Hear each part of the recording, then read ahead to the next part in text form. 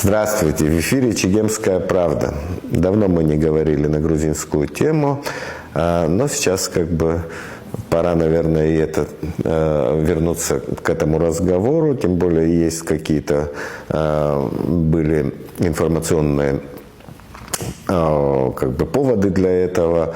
И сегодня у нас в гостях наш постоянный эксперт Астамур Таня. Астамур, добрый день. Здравствуйте. Но сегодня 27 мая запись идет в этот день. Вчера Грузия отмечала очередной свой день независимости, и они в очередной раз заявили о том, что грузины будут вместе со своими абхазскими и осетинскими братьями строить свое государство. До этого, за пару недель до этого, в Москве встречались представители грузинского и российского бизнес-сообществ, то есть они представляли некие ассоциации. И в ходе этого разговора, в общем-то, был сделан такой определяющий вывод, что для развития этого всевозрастающих торгово-экономических отношений между Грузией и Россией, в общем-то, необходимо задействовать уже железную дорогу, так как все те имеющиеся в наличии логистические варианты, они уже на максимуме. То есть, если говорить о железной дороге, то это железная дорога, идущая через территорию Абхазии.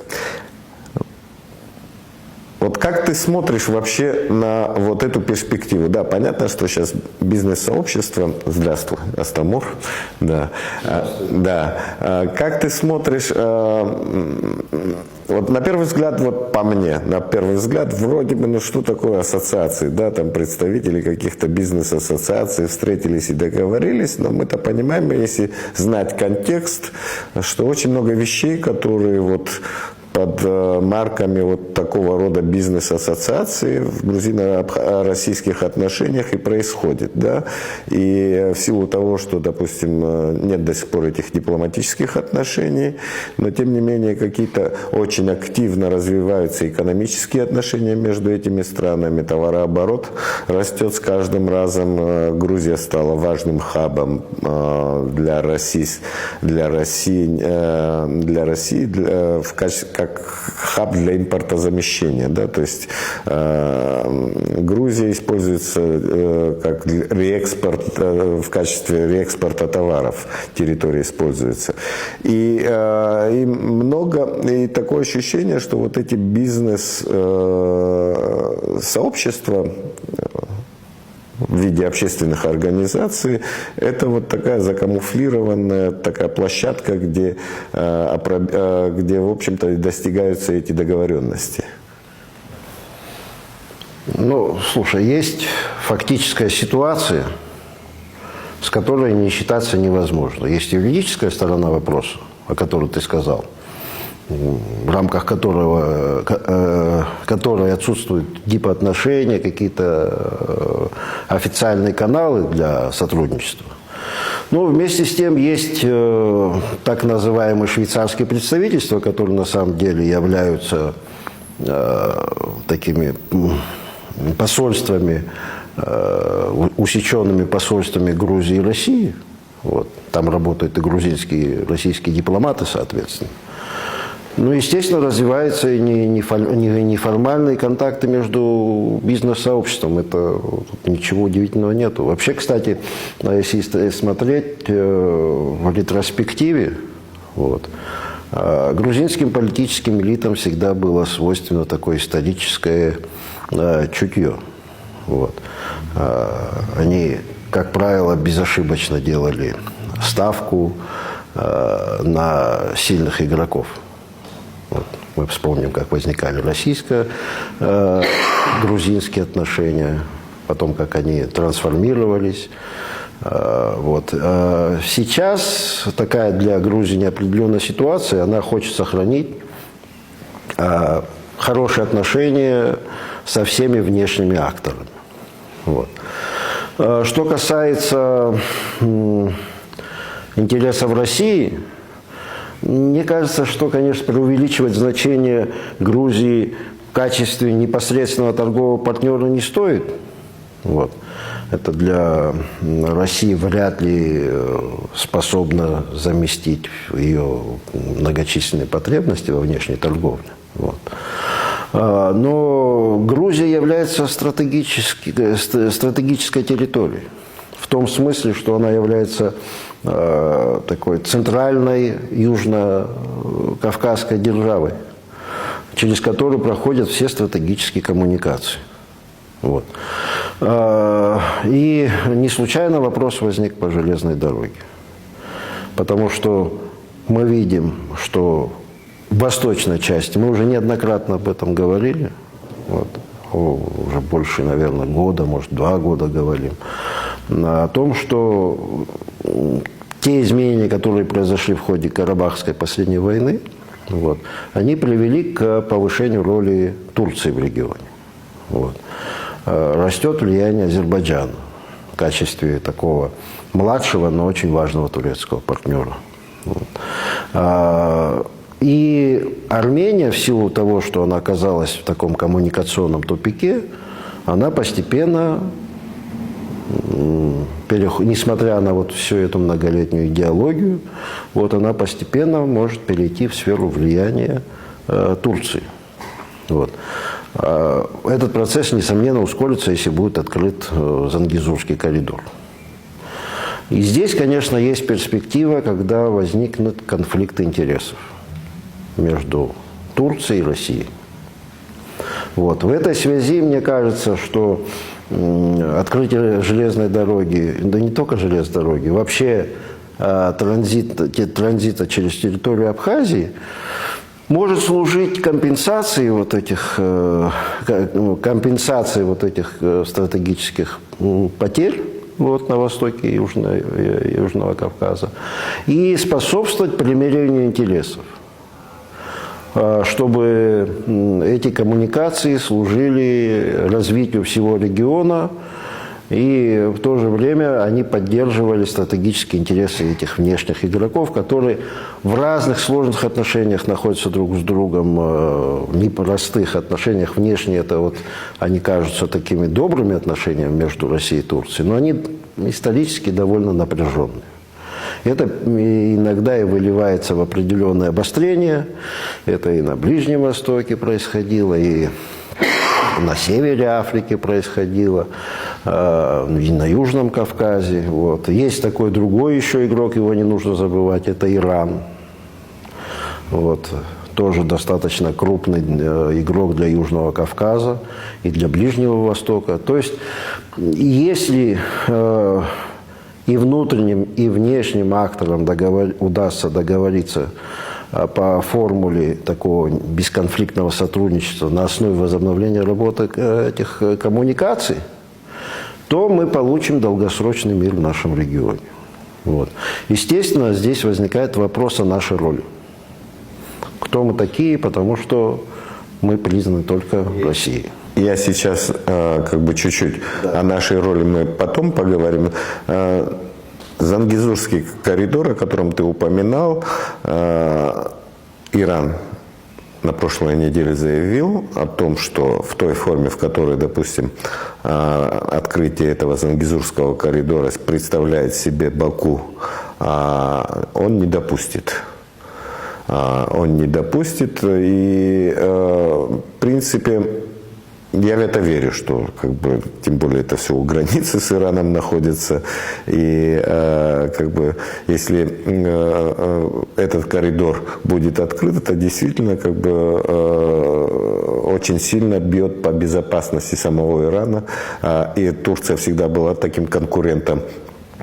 И с одной стороны Ирана, с другой стороны Иран видит в Турции некого проводника, в общем-то, как бы союзника Соединенных Штатов Америки. Здесь вот как бы такая конфигурация. Это старые игроки, которые взаимодействуют друг с другом еще до появления Соединенных Штатов Америки. Вот. Да, никто не хочет остаться с носом, вот, грубо говоря. И вот эти заявления Тегерана надо рассматривать в том, что мы не позволим без нашего участия осуществлять вот эти коммуникационные всякие проекты. Вот. Ведь не случайно вот эта формула была предложена 3+3. Вот. Грузия в ней официально не участвует. Вот, получается 3+2, и то так спорадически. Вот. Но, тем не менее, на двусторонней основе она с Россией и с другими акторами она взаимодействует. Но этот проект пока не заработал. 3+3. Встречи какие-то проходили в этом формате. Надо думать, во что его можно трансформировать. И здесь возникает вопрос о судьбе непризнанных государств, или частично признанных государств. В первую очередь нас волнует наша судьба. Потому что с точки зрения коммуникации мы наибольший интерес представляем. Вот.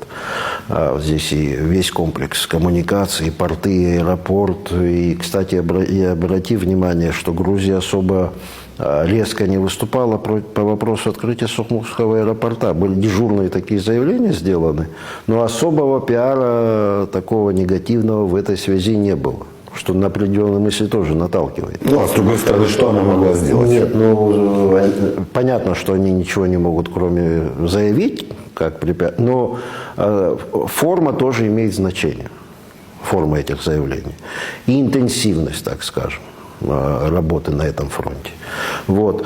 Мне кажется, что в целом такой можно испытывать умеренный оптимизм, что в регионе можно добиться какой-то разрядки, чтобы регион не оказался втянут в какое-то глобальное противостояние, не дай бог, военное.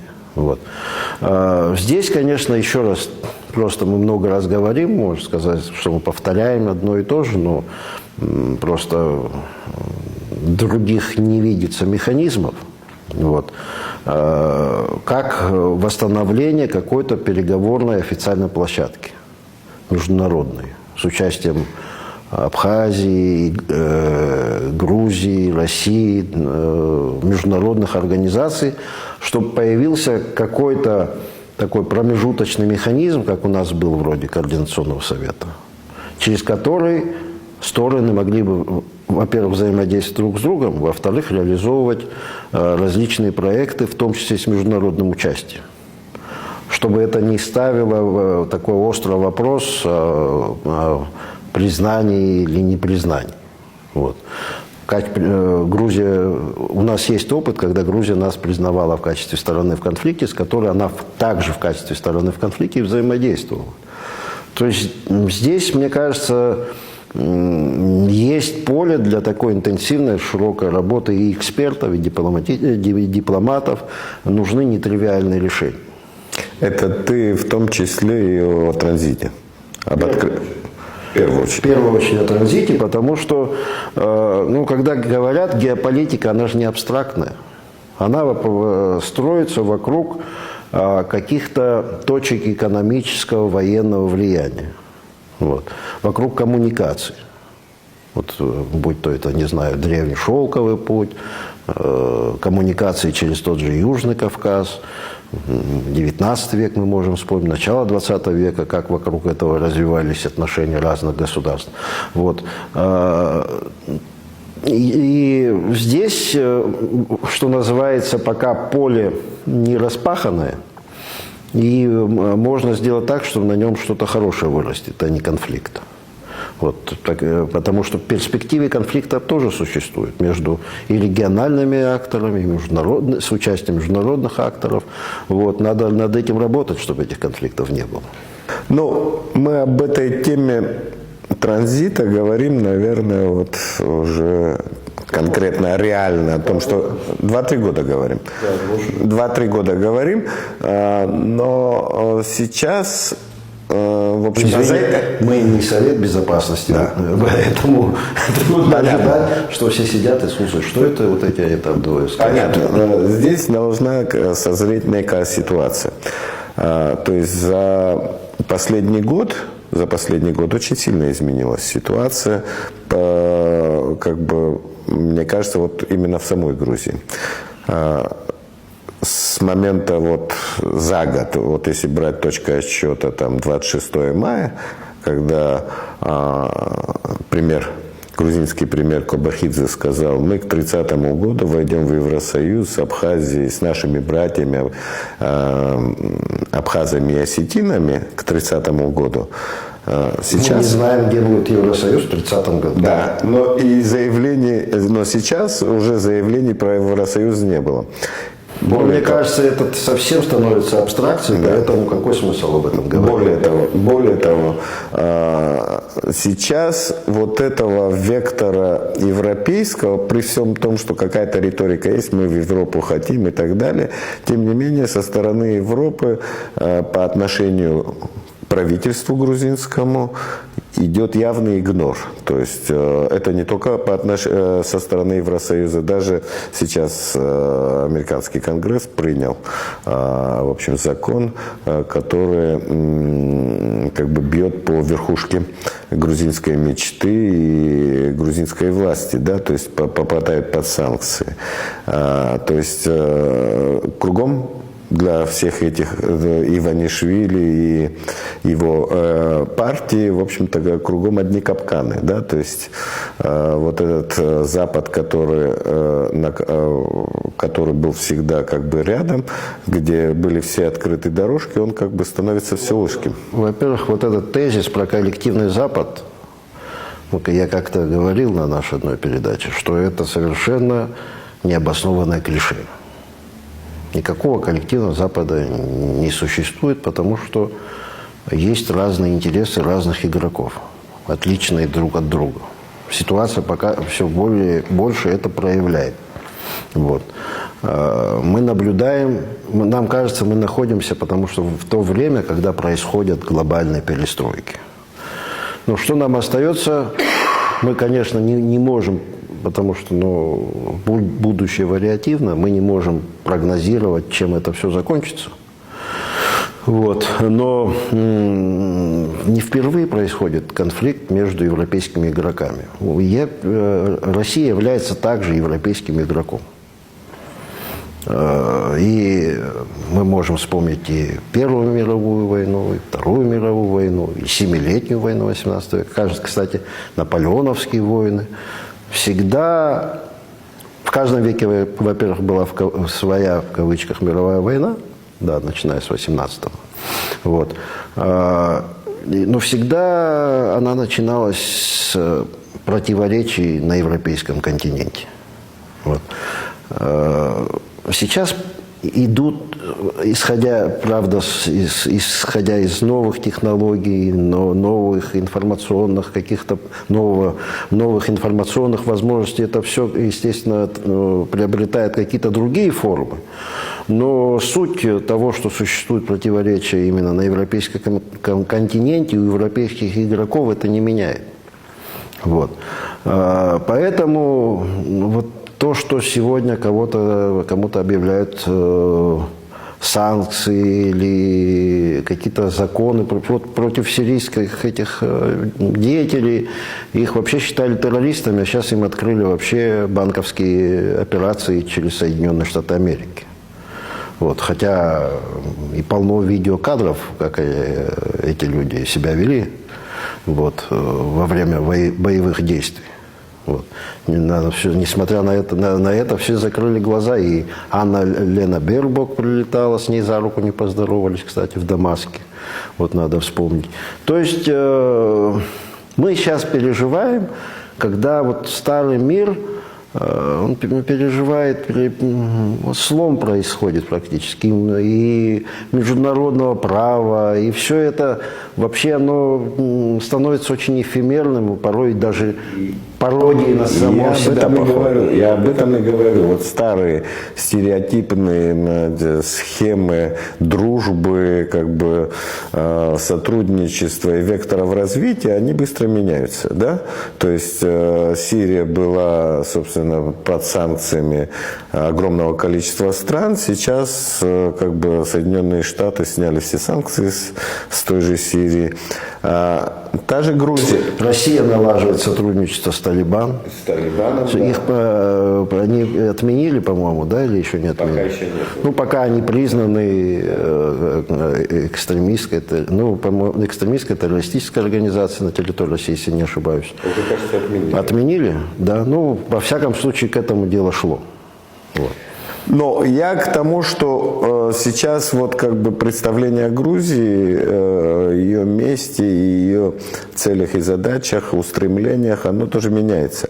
Вот это изменение может ли, допустим, повлиять на более интенсивное как бы развитие вот в этом направлении в плане, опять же, открытия железной дороги, там, как бы создания, вот, восстановления вот этих транзитных дорог? Это может, несомненно, к этому привести, но мы должны чуть-чуть опуститься на нашу землю.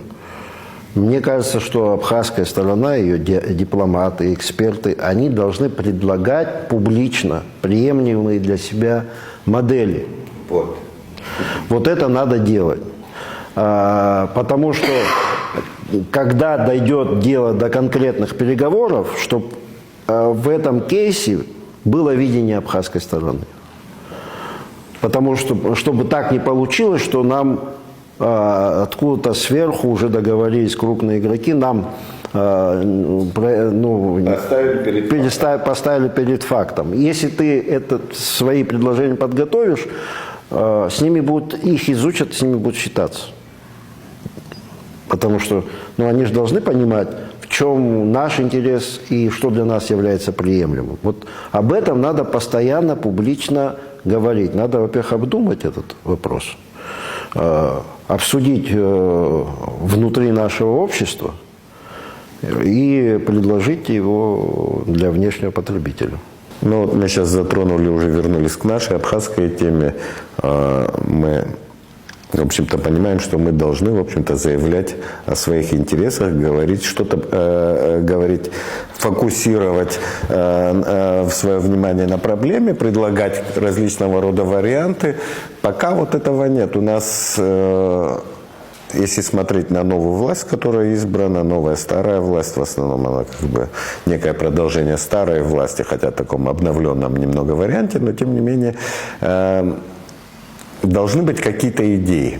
Уже 2 месяца прошло, я вот пока, собственно, не вижу каких-то фундаментальных вещей по развитию, стратегическому развитию Абхазии. Как нам дальше развиваться вот в контексте нынешней сложной ситуации в мире? На чем нам развивать экономику? Как быть с энергетикой? Как относиться ко всем этим перетрубациям, которые сейчас происходят в мире, где ломаются старые отношения, возникают новые отношения, как нам выстраивать свое поведение вот в этом контексте. Пока вот этого ничего нет. Вот хотелось бы вот услышать твое какое-то видение или твои какие-то рекомендации в этом плане. То я думаю, не совсем согласен, что это какой-то легкий апгрейд произошел. Мне кажется, власть претерпела существенные изменения. И в персональном составе тоже. Потому что важнейшие посты заняли люди, представляющие новое поколение. Ну, они были тоже... Они были замами на каких-то второстепенных должностях. Это раз. 2. Мне кажется, идейно она тоже отличается от своих предшественников. Вот. Сейчас у нас очередной такой, вот по результатам выборов, вот мартовских, у нас сейчас такой, можно сказать, очередной конфетно-цветочный период с Россией. Вот. Мне кажется, его надо максимально использовать. Во-первых, для реализации каких-то проектов, в том числе и тех, которые мы до этого говорили, коммуникационных, для улучшения социально-экономической ситуации в Абхазии, налаживания каких-то экономических там связей в области туризма и так далее и тому подобное. Вот. Это, мне кажется, сейчас благоприятная ситуация для этого. Вот. С учетом еще смены кураторов Вот. Мне кажется, что такое окно возможностей для этого сейчас открыто. Вот. Что еще? Мне кажется, что нынешней власти не хватает, при том, что много репортажей, но они носят такой официальный дежурный характер. Не хватает публичности. Нужно выступать постоянно, гораздо чаще, особенно первому лицу, с разъяснением своей политики. Вот. Потому что так устроено абхазское общество. В нем наше общество, оно привыкло к непосредственному контакту с руководством. И такая наша культура политическая. Вот. Второе. В силу того, какой у нас контекст вокруг, вот, мне кажется, что назрело вообще вопрос о заключении какого-то конкордата между политическими силами, будь то провластные, оппозиционные, все прочие, вот, которые у нас активно действуют, попытаться заключить какой-то документ, в котором будут отражены общие ценности, которые все участники политического процесса, которых будут придерживаться. Вот. Естественно, это не отменит внутриполитической борьбы, но какие-то базовые вещи надо оговорить. Неоднократно такие попытки предпринимались последние 10 лет. Но мы должны понимать, что у нас сейчас контекст не такой, как в 2008 году или в 2014 году. Сейчас ситуация вокруг и у нашего стратегического партнера совершенно иная. Вот. Поэтому здесь нельзя допускать каких-то обострений. Тем более, чтобы какие-то политические силы, они для получения каких-то конкурентных преимуществ, как это делали предшественники, обращались в Москву. Вот. Здесь есть вещи, которые мы сами должны решать. Потому что базовые вещи во взаимоотношениях с Россией, они остаются неизменными для всех участников политического процесса. То есть, мне кажется, что это обязательно нужно сделать. Вот. Ну, понимаешь, может, это высокий стиль. То есть ты говоришь о том, что мы должны избежать ситуации, когда у нас в выборах, в общем-то, Москва делает откровенную ставку на одного кандидата. Это частность. Это частность. Я говорю не о выборах, я говорю о текущем моменте. То есть мы должны попытаться сформулировать принципы внутренней и внешней политики, которые обеспечат сохранение нашего государства в качестве субъекта. Мы должны показать, что абхазы как субъект, абхазский народ Абхазии как в качестве субъекта, он должен участвовать во всех этих раскладах. Вот. В чем наша роль? Мы должны это показать. Есть другой еще момент. Естественно, нам нужно вести диалог и с грузинской стороной, ну, по крайней мере, по практическим вопросам. Потому что наша главная цель, вот опять я не хочу в высокий стиль уходить, но вот помните, ну, для формирования вот после, допустим, с конца 50-х годов до конца 70-х годов прошлого века в Абхазии создались условия, когда сформировался то, что мы назвали поколение, которое не видело войн, репрессий, вот, и оно дало такой цвет нации, что называется. Наша война 92-93 года, много представителей вот этого поколения, они погибли, потому что при защите Родины. Вот. Сейчас мы должны постараться как можно сделать все. Вот сейчас то поколение, которое у власти, оно все-таки обожженное войной. Оно прошло через эти трудности, и когда экономические, финансовые, света нету, блокада, куча бытовых элементарных проблем. Это, естественно, накладывает свой отпечаток.